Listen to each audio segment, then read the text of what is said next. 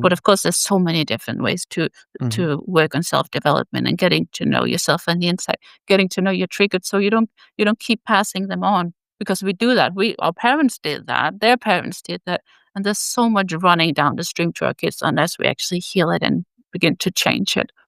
Going Inside is a podcast on a mission to help people heal from trauma and reconnect with their authentic self. Join me, trauma therapist John Clarke, for guest interviews, real-life therapy sessions, and soothing guided meditations. Whether you're navigating your own trauma, helping others heal from trauma, or simply yearning for a deeper understanding of yourself, Going Inside is your companion on the path to healing and self-discovery. Download free guided meditations and apply to work with me one-on-one at johnclarketherapy.com. Thanks for being here. Let's dive in. Excited to introduce my guest for today. Anna Vincentz is here with me. Anna is a certified level 3 trained IFS therapist, certified family therapist, IFIO trained.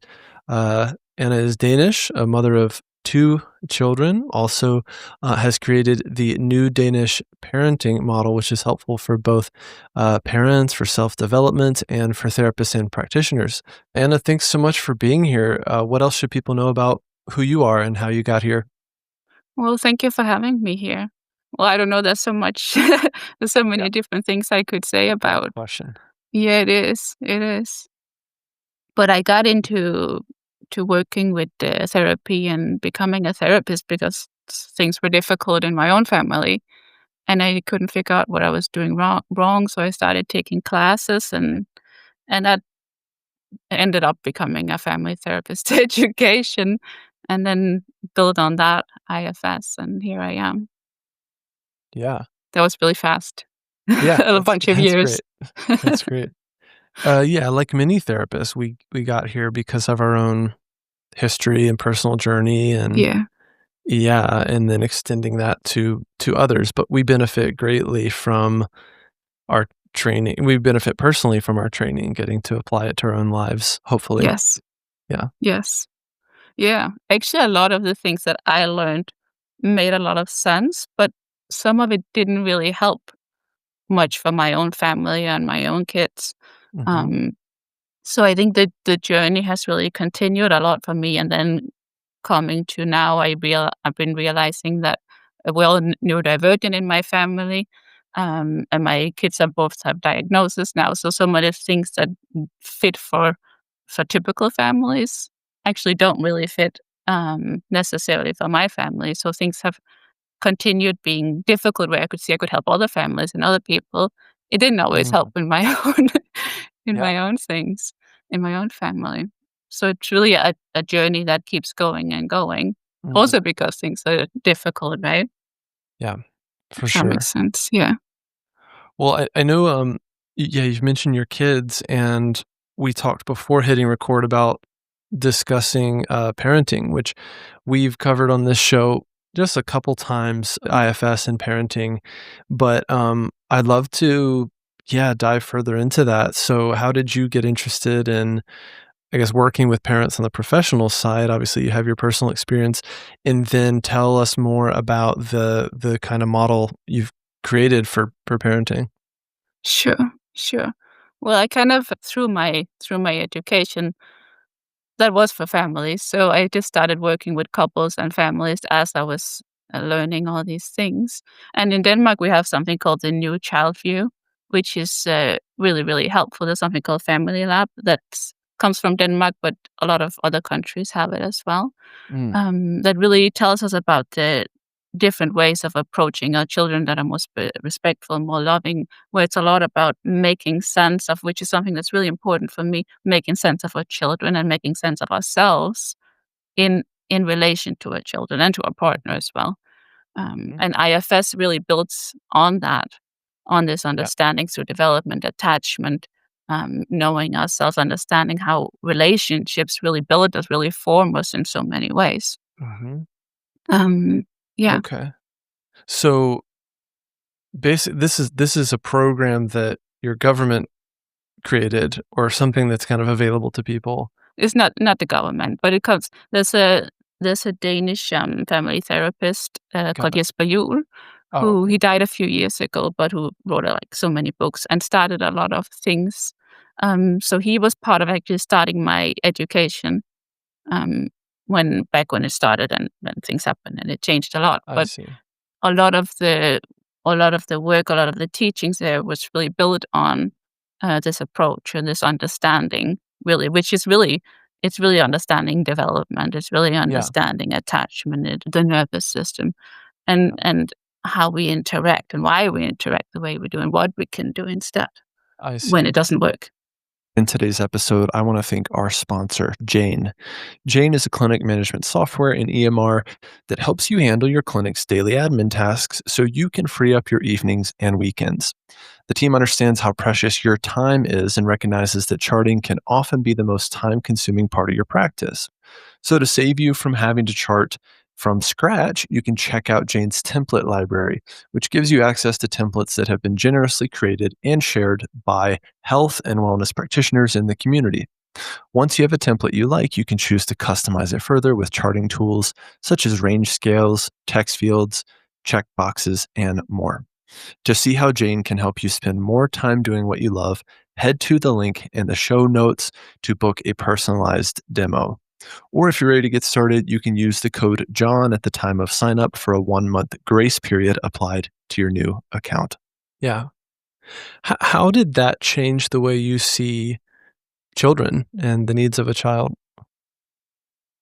Well, it really changed the way I see myself, first and foremost, because I came into it feeling like there's something I can't do here. There's something that's wrong with me, both in relation to being my parent when things were difficult, but also just in general in life. There's some people really know, those people up on stage over there or the teachers, they know what they're doing. They kind of got it together.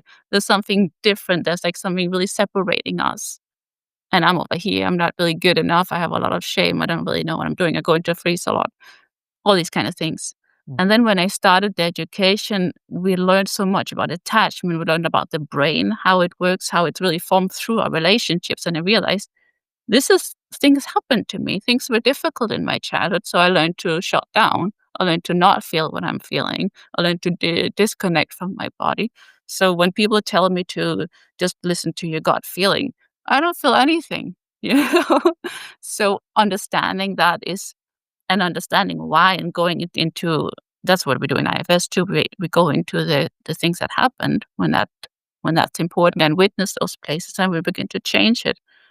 But even Yeah. just understanding that there's a different narrative than the one that we often made up when we lack another one is not always correct. And I think that's one of my really important roles as a therapist. One thing is the deeper healing, but the steps towards that is there's a meaning making, being seen. That's such an important part of that. And I think especially for a neurodivergent client, most of my clients are neurodivergent in one way or another. And often there's this feeling of nobody really gets it. I need to kind of translate myself. Yeah. Um, so really working in that, understanding them, understanding sometimes a kind of a different way of thinking, and Yeah. helping them piece it together and really get themselves takes away so much shame, takes Yeah. away a lot of those reactions that keep things stuck. Absolutely. Yes, so this is actually why I created a big part of why I created this um, new Danish parenting is to help people understand themselves, understand relationships, and understand their children, Yeah. and help them move forward from there. Yeah, I love it. In IFS, we focus a lot on repairing internal attachment. Yes, Um, and yet a lot of the burdens and wounding and beliefs that parts pick up are from these early templates and early attachment experiences. Do I matter to you? Do my feelings matter? Are my feelings too much for you? Um, will you be there when I need you the most? Or maybe you're there sometimes, right? yes, Or sometimes you're irate when I'm upset, right? So it's actually not okay to be sad, or I only get love when I'm really shiny and get good grades, yeah, whatever it is. And then as adults, we're walking around often being very led by these burdens and this wounding, and it drives us to do incredible things. And yes. some We of the built most, so much on that, yeah, right? A whole so much. personality sometimes. Yeah, this is who I am, right? Like, Yes, I live in Silicon Valley, and people come here to be special and to be successful and be the one startup that makes it. And I often see the most successful people have the most severe core wounding That around worthlessness, right? Because it's not in our nature to work 80 hours a week, and be trying to prove for 20 years that you're special, right? It feels really high stakes. It feels like if I'm not special, I won't exist, right? Or I shouldn't exist or exactly. whatever. So, Exactly. So we keep running away from that wound, that core wound inside, but it's still there. No matter how successful we are, you're never gonna go far enough because it's yeah, there until you heal it. yeah, Yeah. exactly. That's the Mm, invitation, and that's the invitation we create as therapists. It's like, how exactly. ready are you to stop running and actually turn That's turn pretty toward that scary. that little one? It's terrifying, right? Yeah.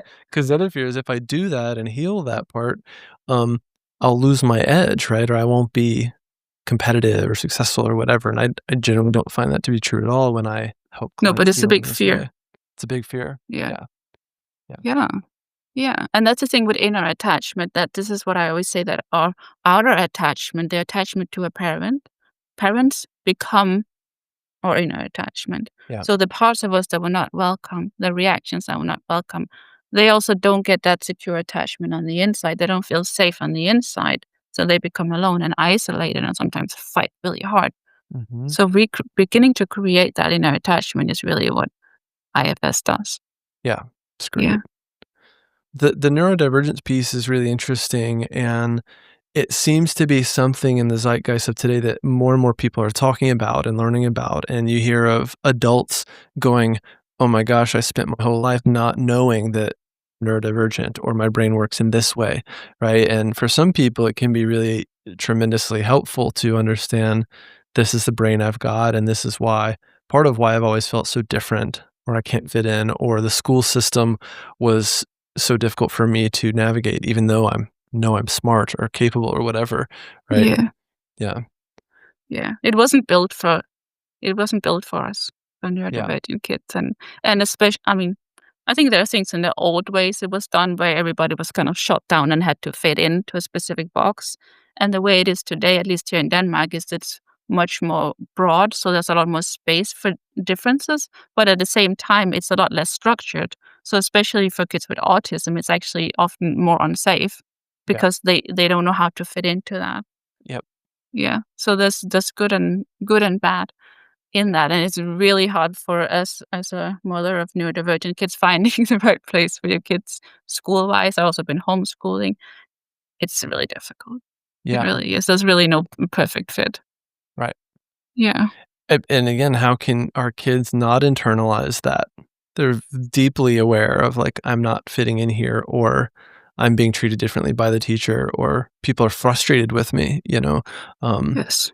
yeah, I was one of these, um, suppose still am one of these ADHD kids diagnosed as early as, like, early elementary school, can't sit still, can't focus, right? Behavioral issues, the whole thing.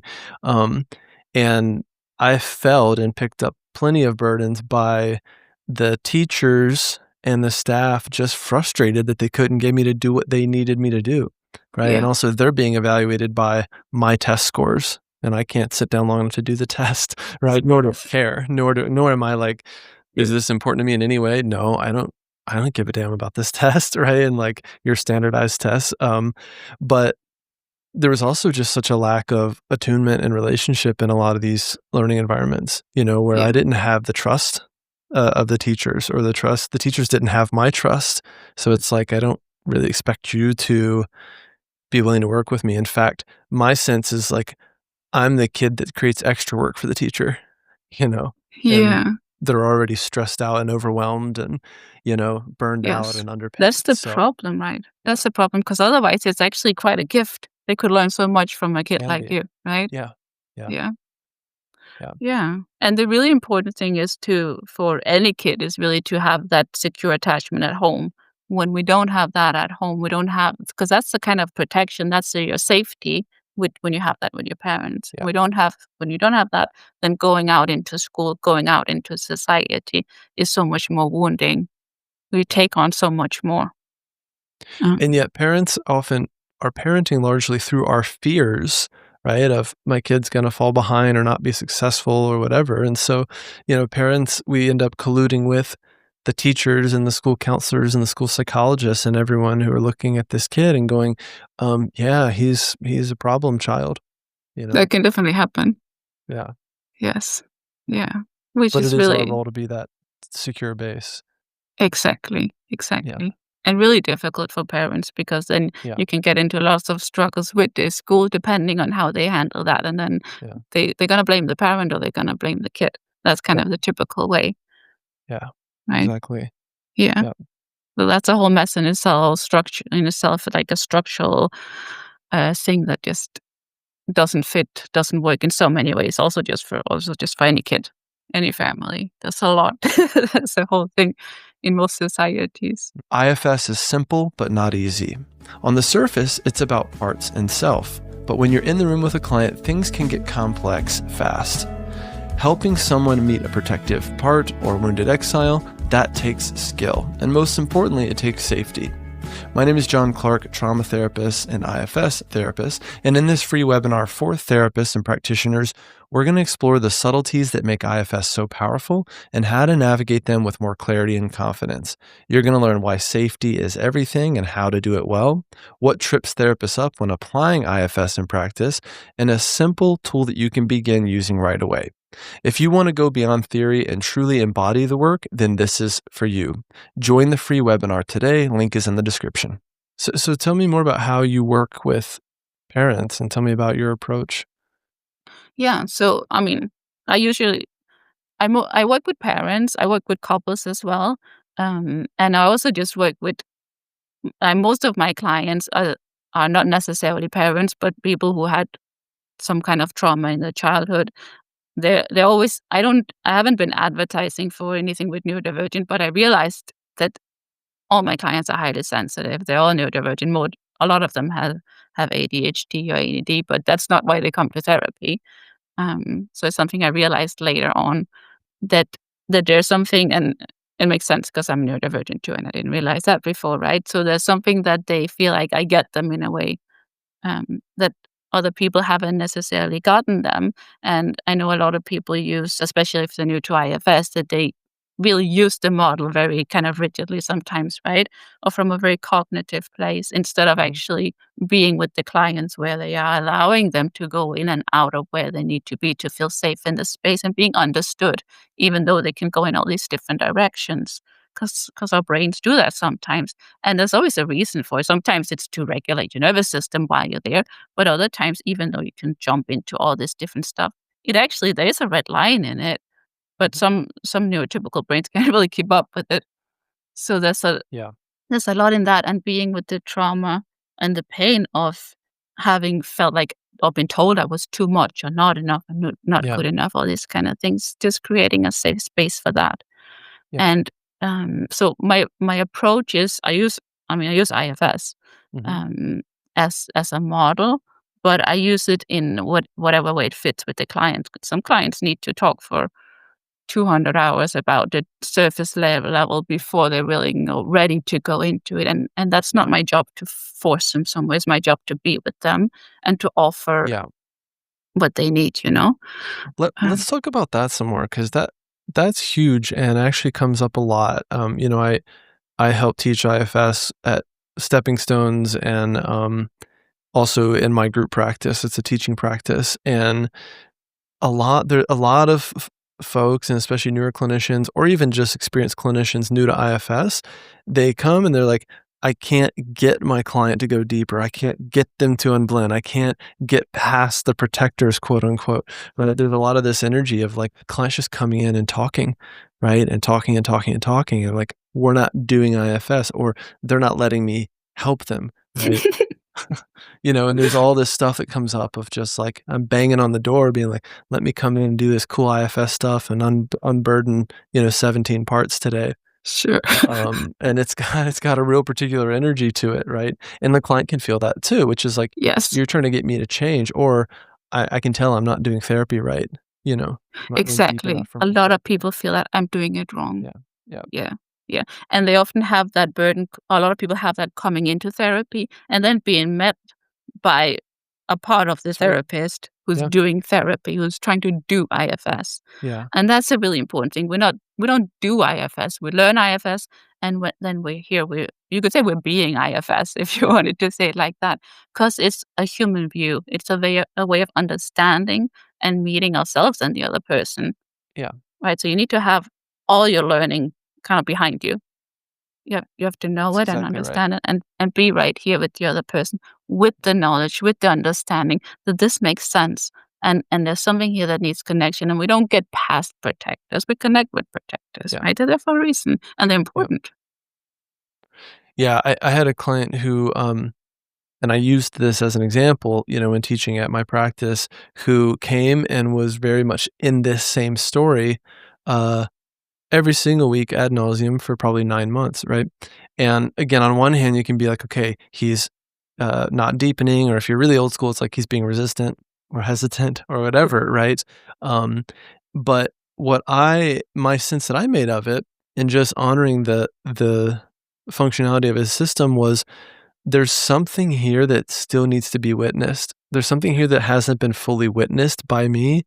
Um, and therefore the work is not progressing in a way that some parts of me may like it to, right? Because I know IFS could really help him, right? Mm. But there's this circling that's happening and this witnessing of, I just haven't witnessed it enough yet, right? It hasn't been witnessed sufficiently. And so that is a very clear message, right? The door is always open to go deeper or get to know that part versus just talking about that part again this week, right? Yeah. Interestingly, he really knew the model, but for 9 months, he would go home and kind of do IFS and then come back and just tell me about it, Yeah. Yeah. right? That's very It's a normal really too. interesting way of, like, keeping me on the periphery slightly of, like, I'm doing Exactly. this work, and then I'm just updating you about it, right? Yes, that's a This lot would be safer. It's a lot safer, right? This would be very hard for a lot of clinicians, right? It's like, "Why won't you let me be the one to do it?" You know? Yes. Um, Yes. yeah, Yeah, I have other clinicians in supervision and consultation as well. And there's often a frustration, like, why aren't we getting anywhere? And my parts as the therapist um, get feel like there's something wrong with me. I'm not doing it right now because I'm not getting my client where I feel like they should go. Right. So like I'm sure you say this too, that when something is stuck, it's always a part. And very often it's the therapist part, not the right. client's part. So we always need to check if there's any urgency inside of us, any frustration, anywhere Yeah, we want to go. That's a part. yeah. I Yeah. need you to unblend, right? Um, the energy is like, imagine you have ever been in a conversation in your life. Let's say it's about something like politics or religion, and you can instantly feel someone is trying to change your mind about something. Yeah. Right? Or maybe they're talking about school or I don't know, anything. What food is the best, like whether a Yeah. restaurant is good or not. That energy that you can feel when someone is trying to change you, right, is a real particular energy that can kind of feel like this, even though it's like, well, but the client is they're coming to session and they've hired me as their therapist and they're paying me all this money. So I certainly can't just sit there, Ah, right? But my fear is parts sense and experience it like you're trying to change me. And the yes. paradox is like, well, aren't you here to change? It's like, yes, I'm here to get where I'm going to heal and grow, but that has to be in connection. The paradox is when I communicate in my self energy that nothing has to happen here today, things start to happen, right? That's the Exactly. paradox. So for therapists, especially newer to IFS, if you can connect with that sense of nothing needs to happen here today and communicate that to clients verbally and otherwise, Mm. things start to shift, right? Or we just get really curious and parts kind of peek their heads out and they go, "Oh, maybe I'll tell a little more of the story today, or maybe I'll be a little more embodied in it, or maybe I'll voice a fear or whatever it is." And then we can be curious about that and kind of massage those moments a bit more. But you absolutely can't force them, whether it takes Exactly. 9 sessions or 9 months. Exactly. And even just being in that space that you can be here exactly the way you are Yeah. right now. I'm just here to be here with you. That's very healing in itself. We don't get that in many places. No. Yeah. No. We're starved for it. Kids and Yeah. teenagers are starved for it. The teenagers I work with, I let them know, like, there's all these adults out there in your life, that have an agenda for you and need you to be a certain way and be at soccer practice on time and, make these grades or whatever. It's like, I don't want to be another adult in here. Like, you need to do therapy a certain way. You need to open up. You need to cry, right? You need to tell me about the cutting, whatever it is, Yeah. you know? So just being a person with no agenda with them is such a corrective experience, to be in that resonance. So Yes. usually we're getting pressure from the parents to like fix them, change them, tell them to stop cutting, Fix my right? Stop kid. Yeah. vaping, right? Like they're playing too many video games, whatever it is. It's like I get that. And that's comes from a place of fear, right? If my It kid plays does. video games too much, he's gonna become violent or not do his schoolwork and then he'll be a failure or like not get into college. Like I get that. Yeah. Yeah. But also your parenting can't be led by that all the time. you No. know, just creates Exactly. discord. Exactly. Yeah. And that's the thing with healing. Oh, I mean, if we take it with trauma, that the most traumatic thing in trauma is being alone with it, not being seen with it, not being witnessed by somebody safe. And the most healing experience, which is also what's most healing in IFS, if you ask me, is being seen, being witnessed, That's right. being with. Then it starts to melt, Yeah. right? So even just, I remember this example with a suicidal teenager who who kept, like, I think she was starving herself, and Mhm. everybody was trying to get her to change or to eat or to do something and really pushing for it, because they were really scared and it was going really badly. And then somebody came and just sat there and had no agenda and didn't tell her to stay alive, didn't just listen to her. Yeah. And then she started eating. Yeah. Yeah. That's it. That That's the it's paradox. so simple. It's really scary. It can be really scary to just do that, Of but course. just that is the most important thing to do or be. Yeah. Just be there. Yeah. But Yeah. these are our fears, right? And so much of therapy and just parenting and teaching and all this uh, we are very blended with these parts that hold fears, right? Yeah. Before we try to like change anything, quote unquote, like I work with therapists and my program is called Pathways to Self, and we do weekly consultation, and it's like, how do I get my client to stop dissociating, right? So the question I ask with everything that comes up in group is, what could be good about X? Like, what could be good about dissociating, right? Until Exactly, we yeah. position there with it and go, what could be good about not eating, Mhm. right? And really understand from that part's perspective what could be good about it, nothing is going to change, right? There's often very good reason and very good historical reason for why I'm doing it and why I started doing it Yeah, at a very difficult, painful time. And that's my the thing, yeah. fears around not doing it now, right? Yes. So So it always makes sense. This is one of my most always important makes sense. messages. Yeah. It always makes sense, even when we don't get it, or even when we think the behavior is so horrible to myself, to other people, to other kids. It always makes sense, so we need to be curious. We need to see what makes sense about it, what's going on, what's it a solution to, right? Because there's always something underlying it. Yeah. Just, I mean, it's just like no bad parts, right? There's always something Yeah. loving underneath, Hmm. even when we can't see it. Sometimes we can't see it inside of ourselves either. That's why beginning to get curious from not from our heads just, but actually from our hearts, from just being there. It's gonna reveal itself when it's ready, when it's safe enough. Yeah. Because it always makes sense.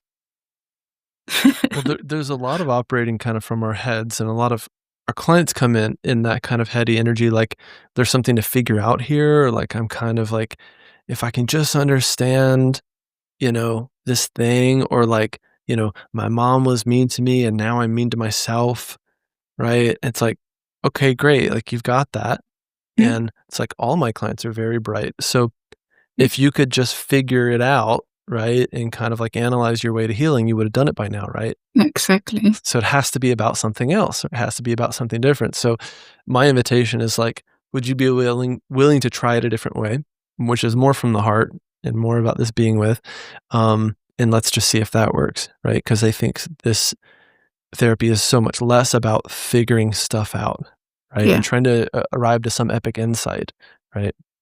Yes, yes. And I think sometimes we also need to actually go with those smart heads, especially also Yeah, with of course. neurodivergent kids. Or people. There's often a very strong head parts that are very much Yeah, keeping us safe, right? yeah, And have kept us also, like you said, with success. They have really helped us so much.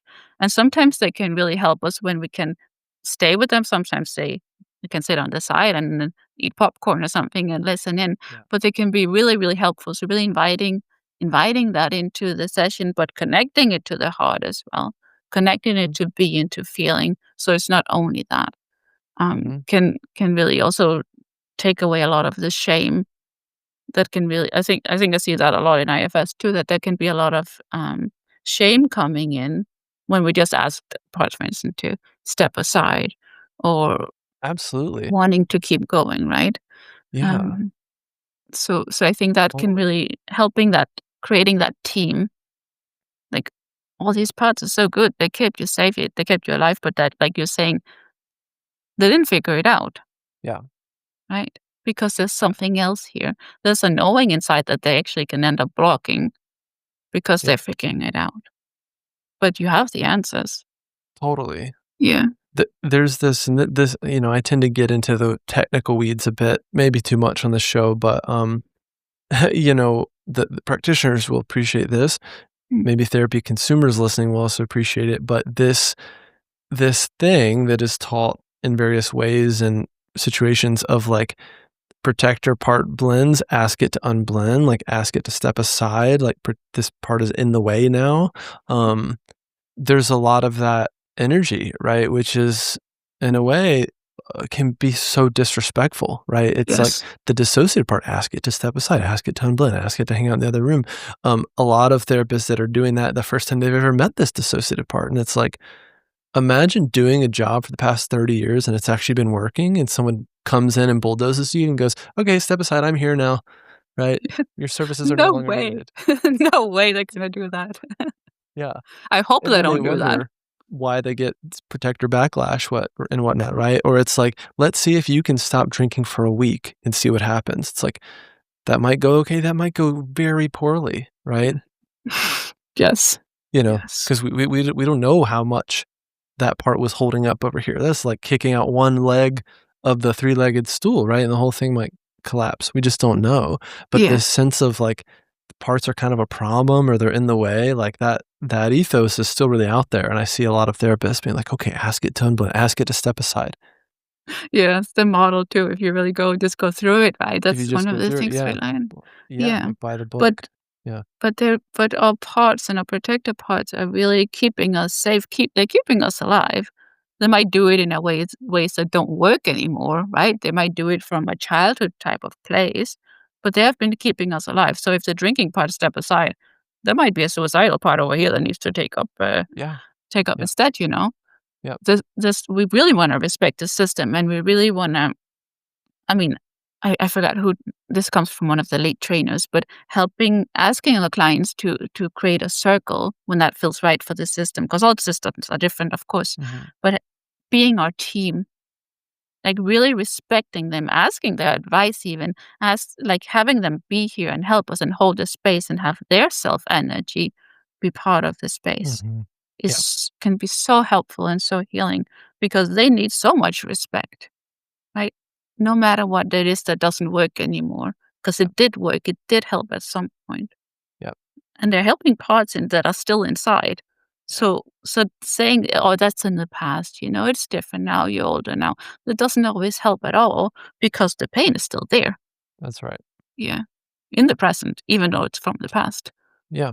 Yeah. Yeah.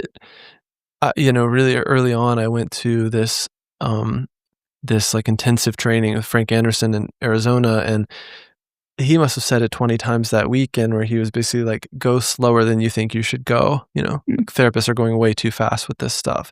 And I think it's true, right? And I think when you look at like a one pager about how to do IFS, like there's a lot of inclination to just click through it, right? And kind of get somewhere and try to get to the exile. Mm. Especially, I find that the higher degree of trauma that's in the system, you need to go even slower, tread Yes. even more lightly, right? It's like, what could be good about dissociating?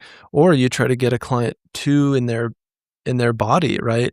If there was a time in which being in your body was extremely dangerous, right? Yes. Then it's like, I'm kind of asking you to like literally put your hand on a hot stove, just hold it there. Like that's therapy, right? So Yes. yeah. Yes. And really really understanding that, and most of us have that kind of pain inside of us Yeah. in some way or another. So when this is why it's so important to do our own work too, right? One of the reasons that we actually know these places inside, and we know how slow it needs to go, and how many times, we need to talk so many times or be so many times with the same thing because we're getting slowly closer and closer Yeah. to Yeah. the pain. That's right. Yeah, yeah, It brings up so much for us, what is it like to bear witness to suffering, right? What is it like to bear witness to someone who's bleeding and won't let you help them stop the bleed, right? Or someone just going, I'm showing you the cuts on my wrist, but that's it. Nothing more than that, right? It brings and up that so is much for amazing. therapists. Yeah. Yes. People really need to do their own work on this so they Yeah. can just be right there. Because being allowed to witness that, that's really an offering to being allowed to. Yeah. People sometimes say, how can you be a therapist? You hear all these horrible stories, like, how can you, and you take this with you into life? Like, it must be horrible to have your job. But we actually get to be with people in the most vulnerable, in the most beautiful places, and where they also have the most shame. Yeah. But there's nothing ugly there. There's pain and there's beauty. And the fact that we get to be there with them, that maybe even their partners, their parents never got to see. Yep. That's amazing. Yeah. Yeah. I think it is.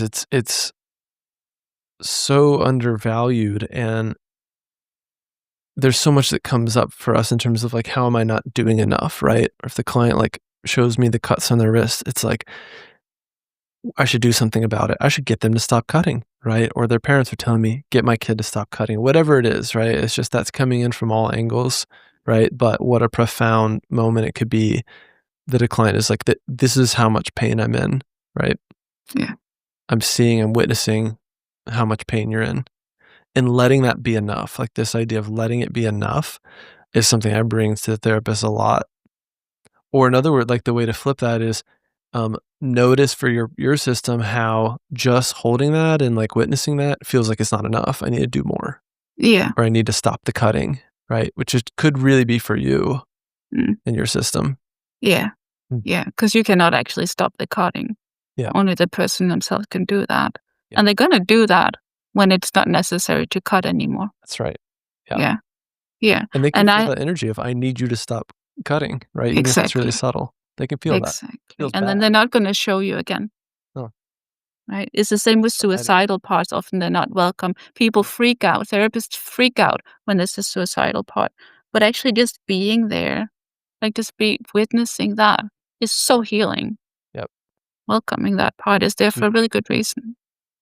I remember, yeah, I had C. Sykes on this show, like the beginning of when I started the show, and we talked Mm. about this and firefighters, and how it just brings up so much for therapists, right? Around clients who have substance abuse stuff, or their fear of a client relapsing, or whatever it is. And it it's why a lot of therapists just don't even touch it, right? When you really get to know these parts, and they go, well, when things get too much, I do this, I drink, I dissociate, or I'm a suicidal part, or whatever. Like if things were so bad, I would shut the lights off. It's like, okay, what could be good about that, right? I preserve the system, you know, Yeah. and to what degree do you feel like you need to do your job right now?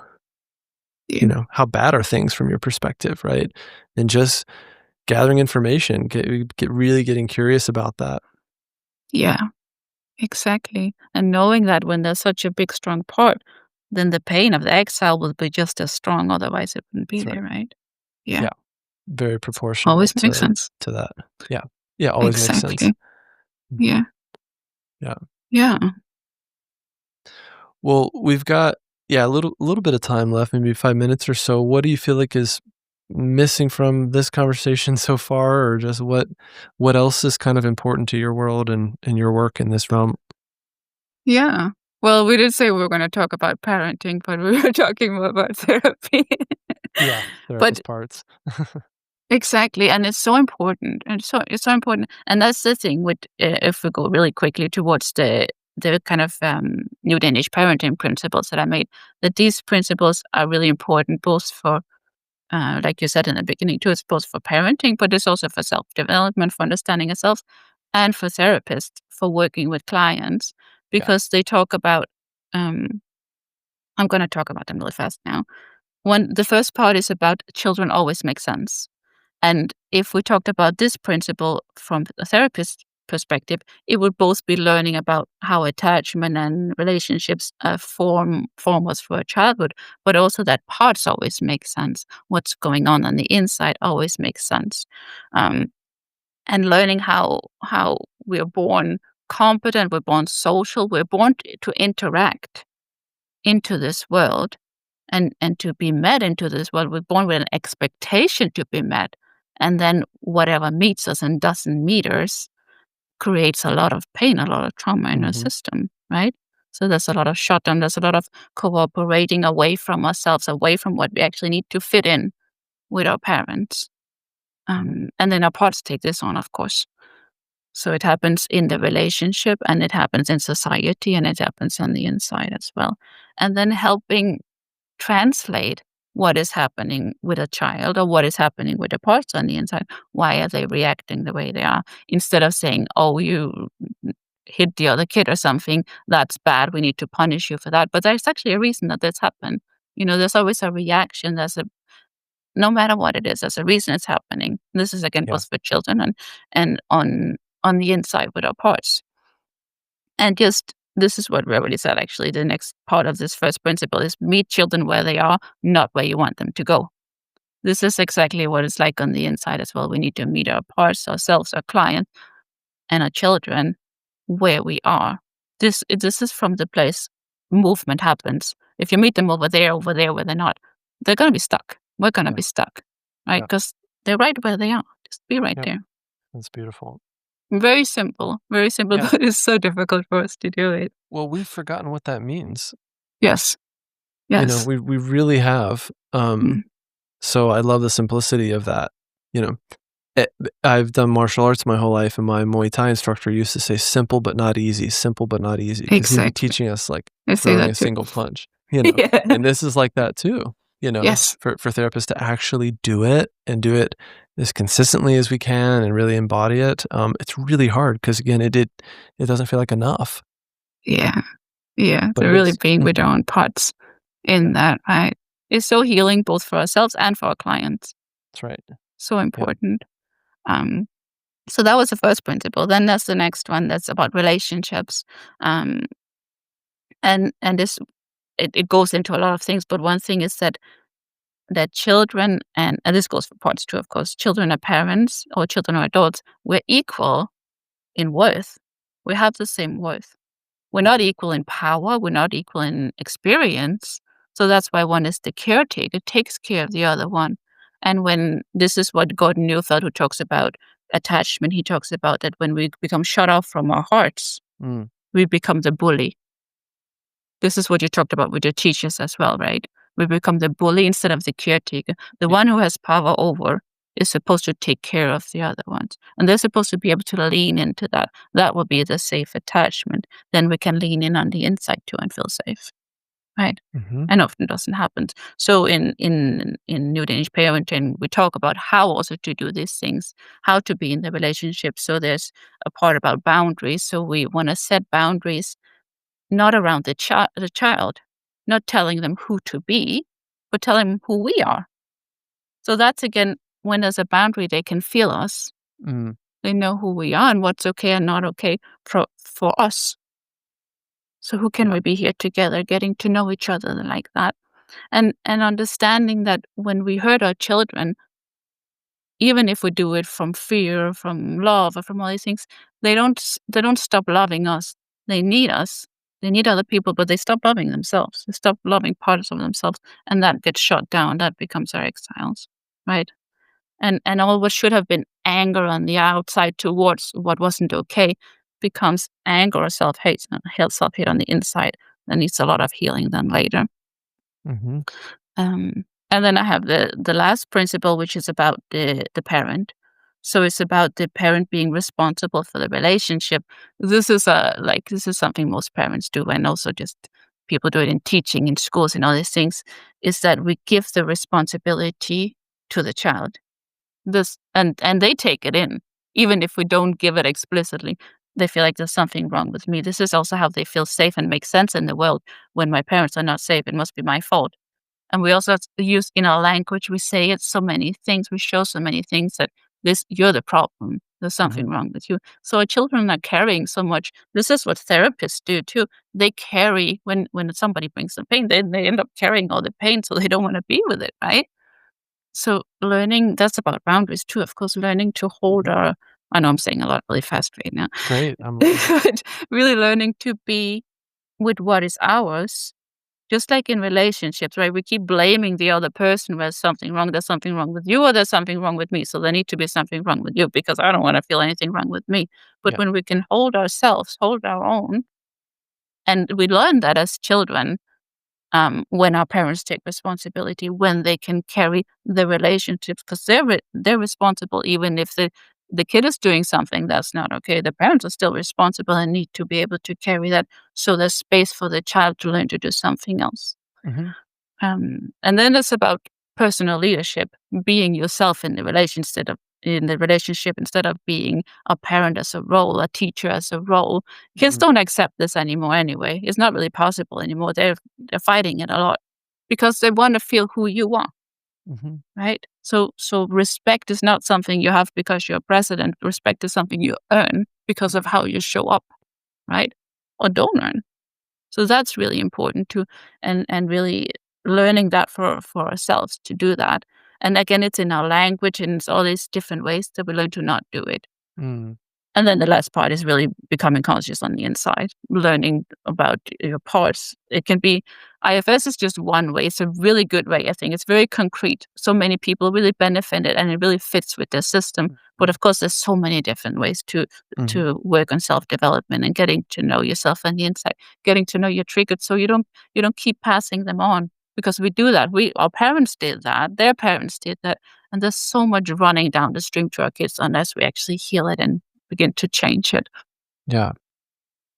That was a Wow. lot of words, sorry. I love it. That's gonna be a good clip right there in itself, just like the model Blah, blah, blah, blah. in a breath. I love it. I mean, this is, these principles are profound. Again, they're simple, but they're really profound, and they're hard to do consistently. But I like how you've distilled down into these core principles because, yeah, it just gives parents a framework for what I'm trying to do here, right? Yeah, Um, and I like how the model is also very flexible. There's a lot within it of how to do it or do it your way, and the personhood of the parent. There's so exactly. much parenting that, and we slide into these authoritarian, roles of like, I'm up here, you're down here, right? Like a good kid is like a compliant kid, right? And I Yeah. can never get, you know, um, I can never like ease up on my power or whatever, right? Or if I say Because of yes, I'm going to fear, spoil right? my kids because Yeah, of fear. yeah. Yeah, right. And the kids take that in so much. I disobeyed my parents, so I was Yeah, bad. I was wrong. It was my fault. I hear this all yeah, the time. yeah. Yeah. It's a constant power struggle, right? And a lot of what brings parents to therapy is they're in these power struggles, Yes. right? Yes. Um, yeah, I mean, we probably should have started with this, but this just means maybe we'll have to do a follow-up episode. Sure, we can Mostly do my that. fault for taking us on a detour into self-like parts and therapist parts and whatever, but, But it's all interesting, right? And yeah, there's a lot. I'm doing a program on this that's gonna be free for parents. I should have finished it already, but so many things happen, so I'm really slow with it. And I'm gonna write a book about it too. I have some I stuff love it. about it. So going into really the details and how people can use it, because like you're saying, everybody's different. Yeah, It's and even the language for it is different. So yeah, it's just like IFS, it's not something to fit yourself into. It's something you can use however it works for you and get to know yourself, your children, your partner through this. yeah. I love it. Well, I can't wait to read that book, and, in the meantime, and we will have to do a part 2 of this, this would be great. In the meantime, how can people learn more about, yeah, the model and your work and just how to benefit from, this stuff? Yeah, I mean, so I'm most active on Instagram, so you can read lots of stuff there. It's called IFS Therapy Anna Vincentz, my English one.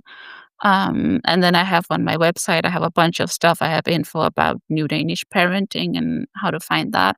I have a podcast called Parenting from the Inside, and it's this. I'm really slow with that too. So there's going to be more episodes soon. That's not that many, but that goes into New Danish Parenting as well. And then I write articles that are both on Medium and on my website. That there's lots of stuff for IFS clients, people who are new to IFS, learning about the nervous system, learning about parenting, Yeah. attachment, many things. Great. Yeah.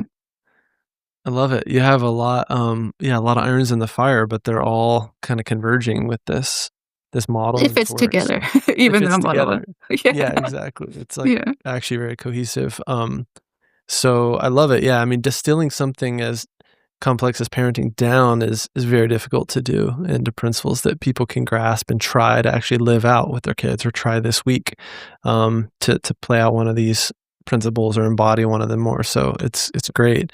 Well, we'll put links to everything in the description and show notes here, Anna. But yeah, in the meantime, we'd love to have you back sometime to keep building on this and hear even more about the model. So thank you again for doing this. And yeah, by all means, keep in touch. Let's do that. Thank you for having me. Thanks again. Thanks for listening to another episode of Going Inside. If you enjoyed this episode, please like and subscribe wherever you're listening or watching, and share your favorite episode with a friend. You can follow me on Instagram, YouTube, and TikTok at John Clarke Therapy, and apply to work with me one-on-one at johnclarketherapy.com. See you next time.